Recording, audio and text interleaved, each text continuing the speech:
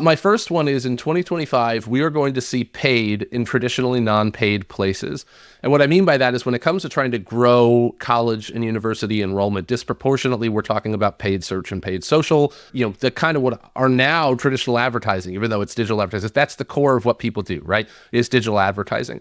But what we're seeing is paid media in particular, obviously, is getting increasingly price sensitive. It's increasingly inefficient, especially non-branded paid search.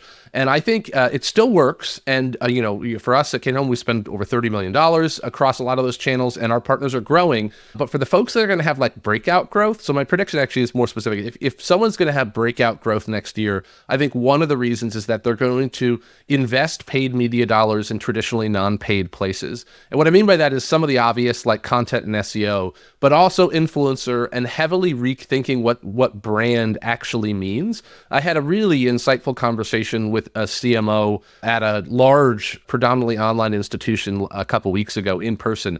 And he was talking about the percentage of his budget that he was going to be investing in thought leadership as a primary driver. So they're an institution that is very specific, right? So that they have academic leaders in very specific tracks that folks are interested in. They're an institution that does a lot of licensure and credentialing. And so within the fields, they're well known. And his thing was, I want to figure out how I can get podcasts and blog articles and significant content built around areas of study where I can build internal influencers and then leverage their distribution as a way to market the institution. And he was talking about investing upwards of, 20 or even 30% of his marketing budget in this initiative, which historically, that's what you would invest in. And for those listening, I'm doing air quotes, traditional media. So a lot of times people sit down and they think, how much are we going to spend on TV and radio or billboard or streaming? And you kind of carve out this awareness bucket because you know that brand really matters. And then you have this more direct response bucket.